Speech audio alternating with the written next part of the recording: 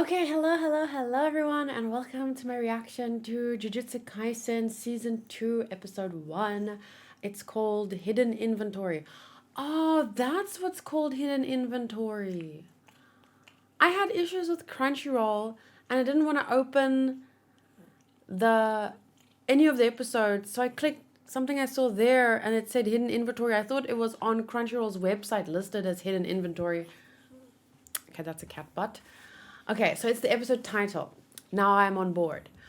So as you can see, I am wearing my, it's a bit dark, but it's my Gojo shirt, and it was a gift from my friend Panya for my birthday. So I'm super ready for this episode, and I apologize if you can hear the cat licking her. Oh, come, Sky. Yep, you can sit here on my lap, please. So I think everyone has been looking forward to this season for a while. I haven't. Usually, what I like to do after finishing a season 1 of this kind of show is I'd like to read the manga from chapter 1 to where season 1 ended, but I was busy with other manga and stuff, so I never got to it. But it's fine. I think I'm going to jump straight in. I'm going to attempt to post reactions to YouTube unless copyright is an issue, in which case I will switch to review format only for YouTube. But my patrons will, of course, get the usual reactions. Patrons and YouTube members and Ko-fi members. And you will get that in advance because YouTube will have to wait for the editing and stuff. Unless I switch to review-only format if the copyright is very strict, which will mean that you get the review very fast. Okay, Sky. Please calm down. Relax. Please come sit here. This is your spot. Okay, without further ado, I'm watching on Crunchyroll. Let's hope I don't have any buffering issues. The fade is obviously going to be quite a lot because of copyright.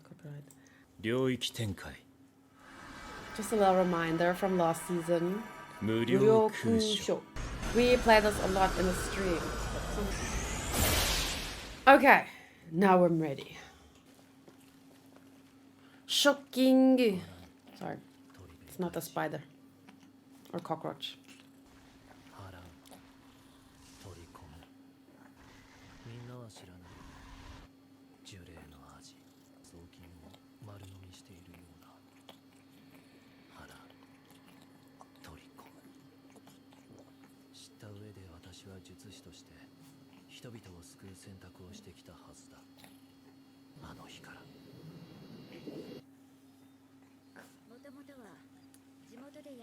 You know what's the first thing I saw? I thought when I saw him as like, Jujutsu sorcerer.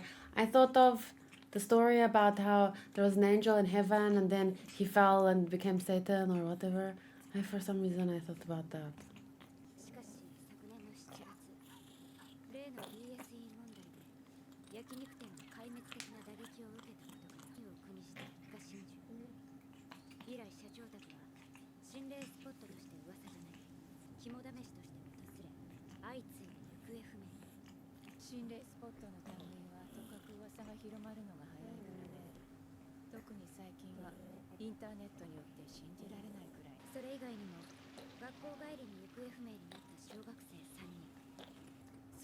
Wow, she's pretty.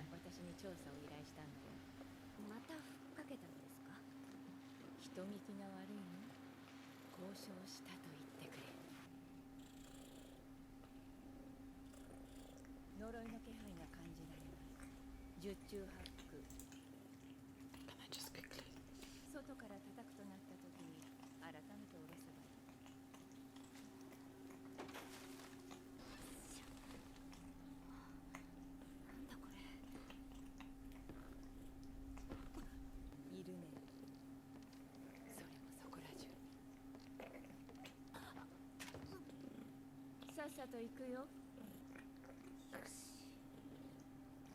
If she needs that, why not bring her own?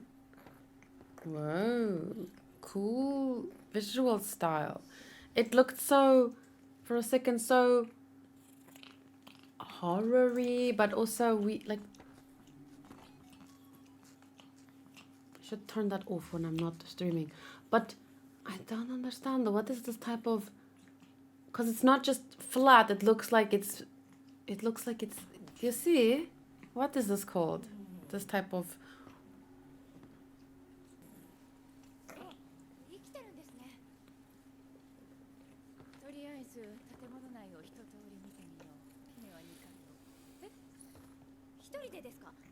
Why do I feel like the second floor is more scary? Like, that's where a ghost's gonna be. Not the first floor. There's nothing scary about the first floor. Well, not nothing. Yep, this is horror vibes. Just the way that they use the camera work, you know? Oh.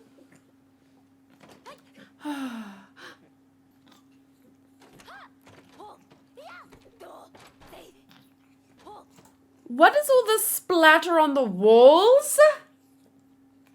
Mold?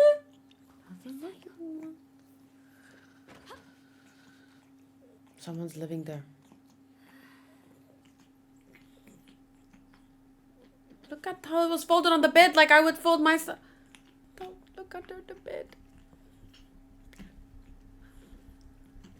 Oh my god. Oh my god, they're doing this so on purpose. It's so good.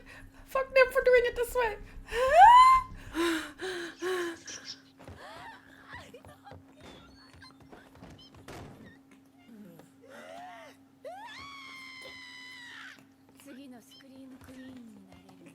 Is that CGI?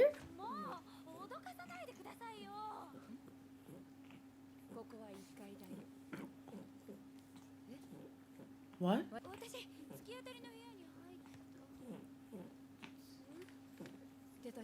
Yeah, someone's staying there. Oh.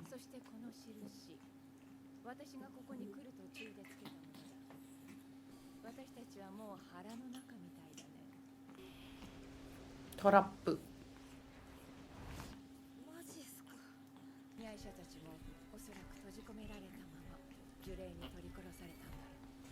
The music. How it keeps getting louder.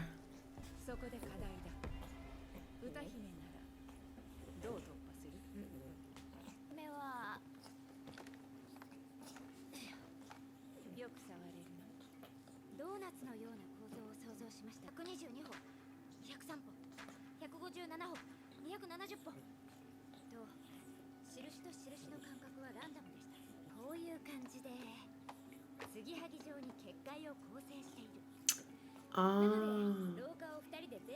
You hope.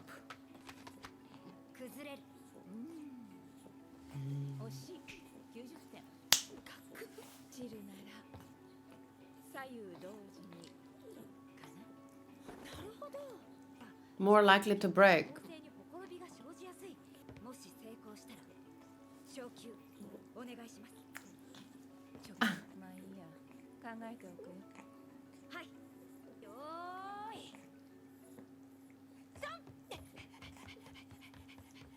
What does it feel like?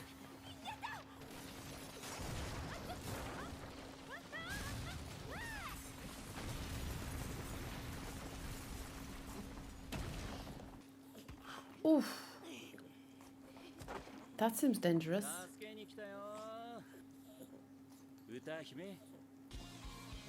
Oh, maybe he broke. They were like just about to get out, and then he broke everything. I'm assuming that. Like he's one of those like, oh, I don't know. Flip the table. It's an interesting approach because they both have the same hair color. The ponytail girl on the inside and him, May and he have the same hair color, and she was asking her questions and saying, okay, how do we break out of this? She was like teaching her, and he's just like, bam, I'm here to save you, bitches.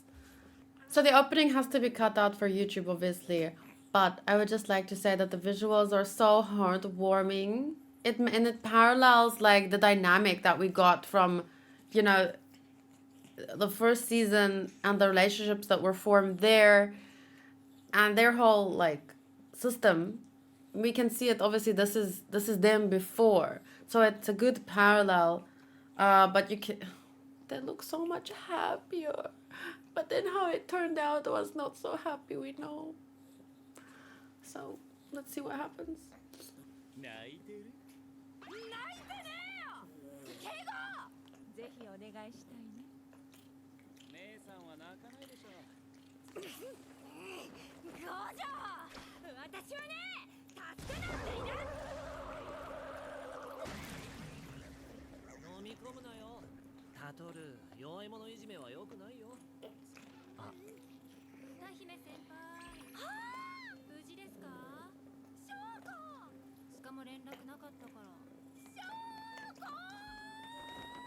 Well, they were there for 2 days.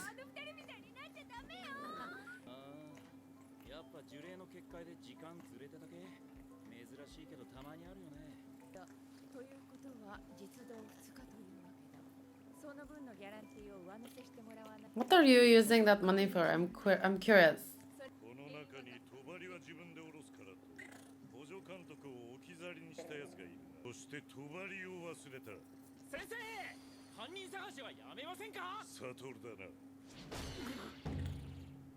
Fist of love!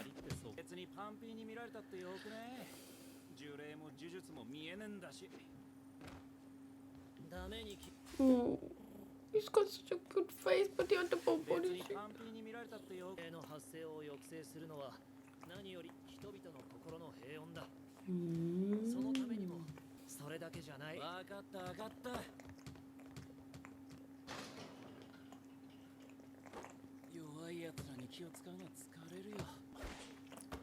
Ooh.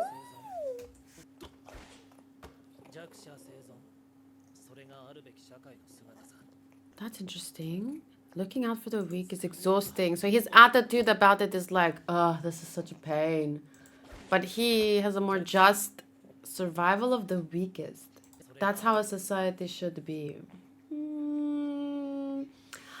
Interesting concept right off the bat in the first episode, survival of the weak. I think it's important for a society to prioritize helping the weakest in whatever form that may be, but not at the expense of the strong. Does that make sense? They can't be hurting themselves out of, like, you have to. Obviously, if it's out of a sense of, I want to do this, that's different. But, like, they can't be expected to hurt themselves to protect the weak. Does that make sense? Because that's unnatural. I think it's kind of, maybe potentially that's debatable, but it's natural to want to take care of others. I wouldn't say natural, but I think it's a good thing to want to take care of others and help the weak along, because even if they're weak in some ways, we all benefit from each other in other ways. And I think it also, if we just treat the weak poorly in whatever form that may be, mentally, physically, financially, all different types of weak, if we just, what's the word, if we don't to some extent care about supporting them, that like corrupts the strong. And then a corrupt society like that, an uncaring society like that, I don't think it can flourish either. So I think a nice balance should be met, but just most importantly, what I wanted to say is that as long as the weak aren't expected, like you have to hurt yourself, like maybe putting in some effort, that's not hurting yourself. But I'm wondering if he turned to the dark side, maybe, because let's see. I'm so sorry for my cat licking like that. Jujutsu exists to protect non-jujutsu sorcerers. See, that's like saying you exist for others.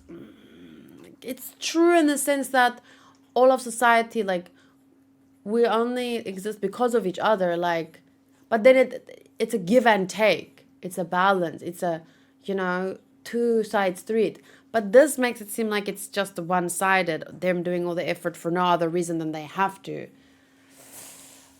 It can also work out badly for everyone involved.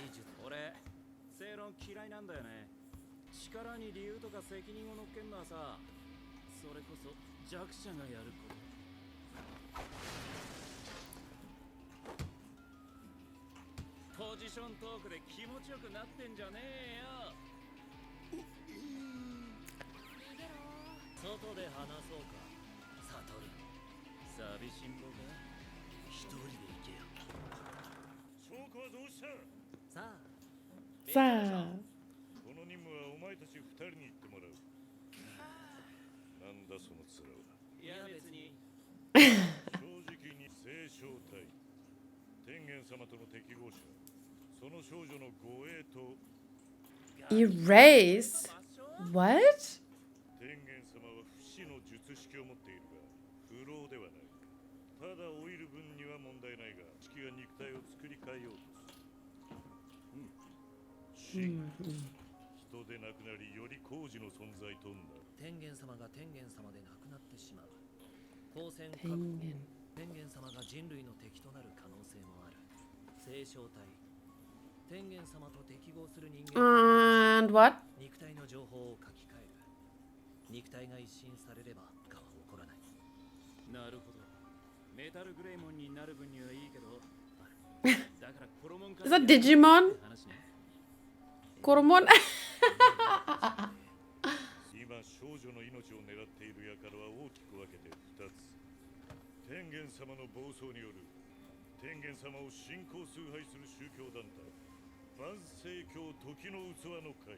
天元様と聖正体の同化はこれまで少女を護衛し天元様の元まで送り届けるのだ。一般社会にまで及ぶ心してかかれ。 But wait, who is this girl and why must she sacrifice herself for the greater good? Once again, if someone chooses to do something, if they're an adult and they choose to do something like that, who am I to stand in the way of them? But even then it's dangerous because you could easily manipulate someone from a young age or groom them into becoming a human sacrifice.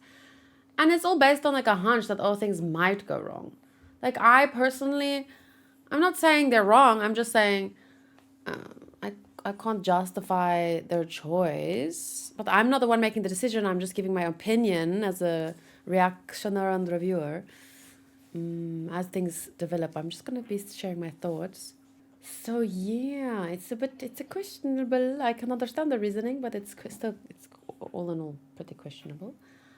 So I don't know how things are going to play out. And obviously, as you can see, I am more like Geto in the sense that I do like these kinds of discussions. I don't believe like he seems to believe. I'm not that selfless. But I do like the conversation at least. Whereas Gojo does not seem to be the type to even enjoy the conversation. But that's because he seems practical and like he just knows. He doesn't need to talk about it or argue about it. He just knows what to do and when to do it. But it's not so, it doesn't come so easy to everyone. So I get why Curse User Group Q would be after her because they want to... Curse User Group Q sounds like they're after her in order... Because they believe he will turn into Skull Greymon and it will just cause chaos. The other group is probably after her. They see him as a god. So maybe they want him to ascend, believing that he will turn into Metal Greymon or whatever. However, he used Digimon as an example. So I think... But I don't know. Let's see.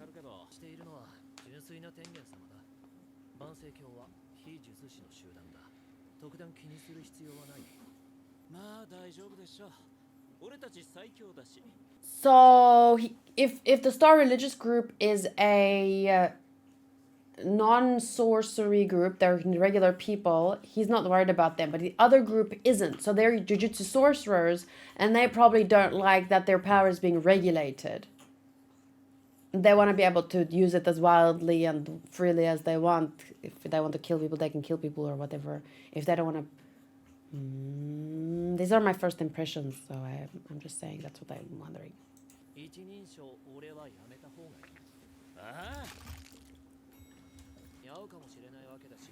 What?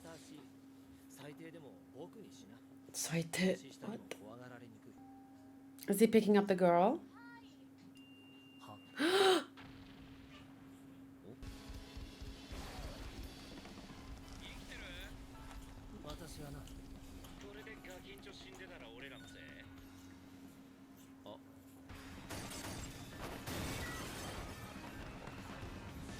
Whoa!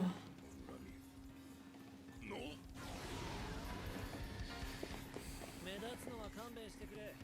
その制服光線の術師だ。ガキを渡せ。殺すぞ。あー、セーフセーフ。セーフセーフ。素晴らしい。君、五条強いんだってね。噂が本当か確かめさせてくれよ。いいけど、やりすぎて怒られたくないからね。殺さないでよ。これがルールね。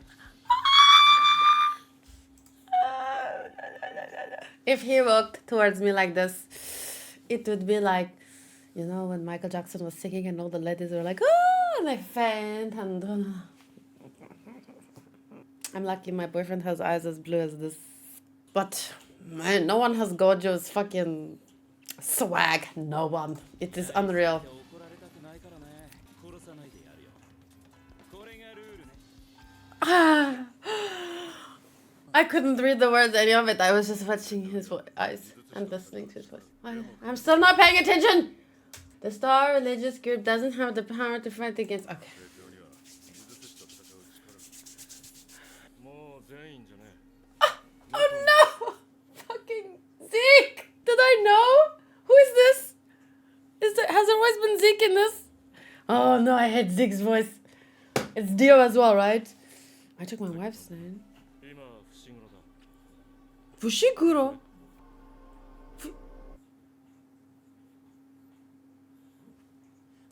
Oh, she gonna die. She gonna die. She too good for this world and we haven't seen her. You paused. Did I say you can pause? Okay, so first thoughts is there's obviously lots of interesting morality discussions that we're meant to have. So I'm sure manga readers will have a lot to say based on just purely the fact that they know so much more and they're going to have lots of opinions on my opinions. But I would prefer if you keep the discussion related to this episode alone and what was brought up and what we know from purely things, you know, that have been revealed. Because a lot of people, when they talk about these things, they base their opinions on, well, manga readers base their opinions on how they know things turn out. And you can't really do that because in life, when we have morality discussions, we can only talk about things as they are, never about how they might happen in the future. So what is this? Isn't there an analogy for that or something, or an argument? It's a fallacy, where if you make arguments on something based on what you think might happen, like obviously, in real life, if you can point to history and see, okay, this is how things have turned out, and this is very close to that, or this is why you believe this will turn out that way, that's fine. But now, manga readers don't do that. They physically know the future of the story. So yeah, it's very difficult to talk to manga readers sometimes. But I just like that the story brings up the discussion. Like, all stories have these kinds of themes and stuff. And we're, as the viewers, we're going to talk about it. Some people like to talk about it. Some people don't. They maybe watch purely for entertainment. So that's different. And that's fine. You can consume the media however you'd like. But in this story, these two characters themselves brought up this conversation and the topic of morality and arguing about it. And arguing is not inherently wrong. If we don't have these kinds of discussions, arguments, debates, we can't really get anywhere as a society, you know? As a society. So yeah, it's an important part of life and being part of a society, because most of us like being part of a society because it offers a lot of benefits. Protection and convenience, not having to grow your own food because you can buy it from the store, all that kind of stuff. So yeah, I'm looking forward to the discussions. The visuals are very nice. Like at the beginning, even though it was different in the beginning from how it was later, it was very intentionally done because it had the beginning had like a horror aspect. So the camera work was that of like a horror type vibe, and the movement was quite interesting in some parts, very different, but it added to that the mood and the filming. It's not being filmed, it's being drawn, but you know what I'm trying to say. But then later it changed when the scenery changed, when the mood changed. But then I love lots of just choices with how the ball and him throwing and how it adds to their dynamic. Gojo's character, his belief of himself, that kind of cockiness that he has that the other guy even addressed. Yeah, so everything seems very intentional at this point and just very good. I'm probably just gonna give it a 1, because usually I break up the episode scores into categories, but because this is like the intro to season 2, I feel like I just want to give it a score, as this is for an intro to a new show. I almost just want to give it a score, but let's see. Jujutsu Kaisen season 2, episode 1. Yeah, let's just score it as normal. But I am taking into consideration the genre of the show. I am taking into consideration the fact that this is an intro episode, the first episode of season 1. So it's like a debut. So you score it as a debut. So I would start with characters.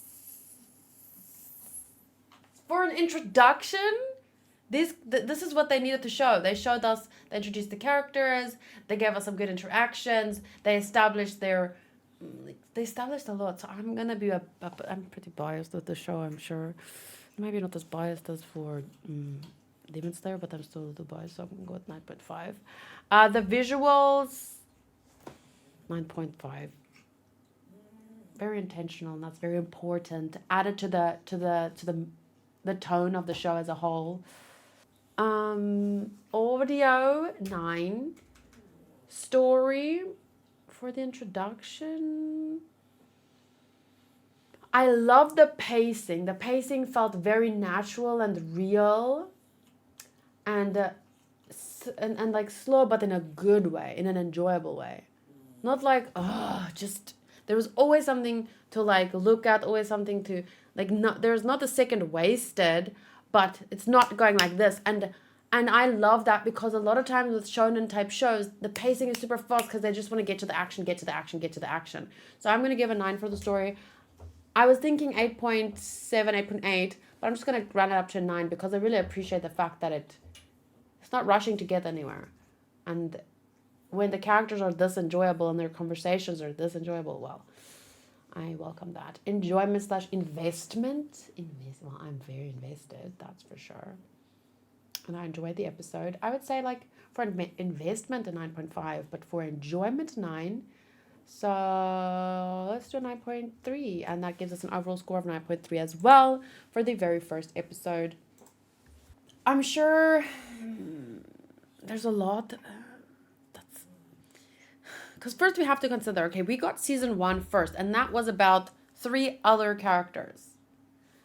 Then we got the movie, which was about a prequel to the season 1, where this guy, what was his name?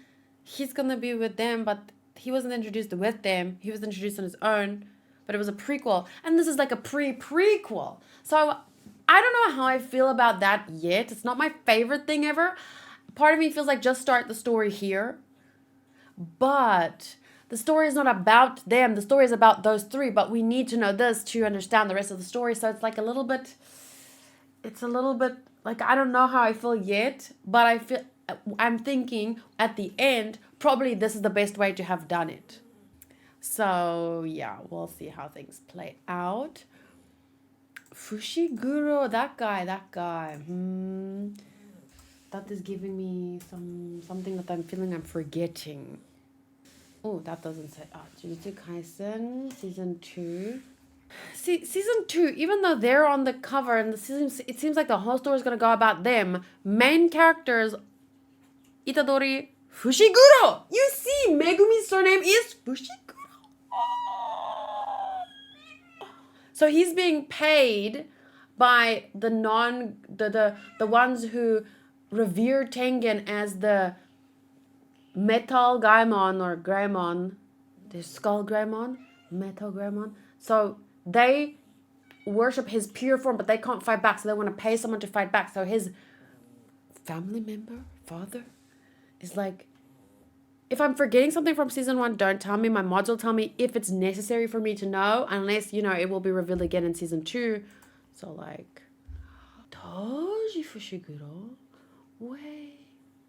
I should have rewatched season 1. Damn it. I should have rewatched season 1. But it's fine. Things will play out fine and I will...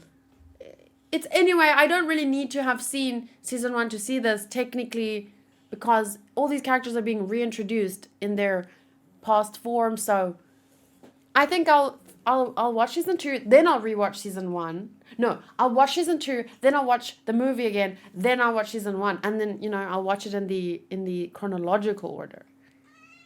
Yeah, that's a good idea, right? Okay, so anyway, thank you for watching. I hope this will stay on YouTube. If not, well, you'll just get my short reviews or just me freaking out a bit, or maybe an remember in season 1 that freaking when I saw his eyes for the first time I was running around. Oh my god. That clip went a little bit. Oh, shorts. Shorts is a new thing that I've been using like for Demon Slayer for high risk copyright shows. So maybe I'll just do shorts if the copyright is not easy for the regular highlights videos. Whew, okay, Mappa, I'm ready. Come at me with episode 2 already. Bye.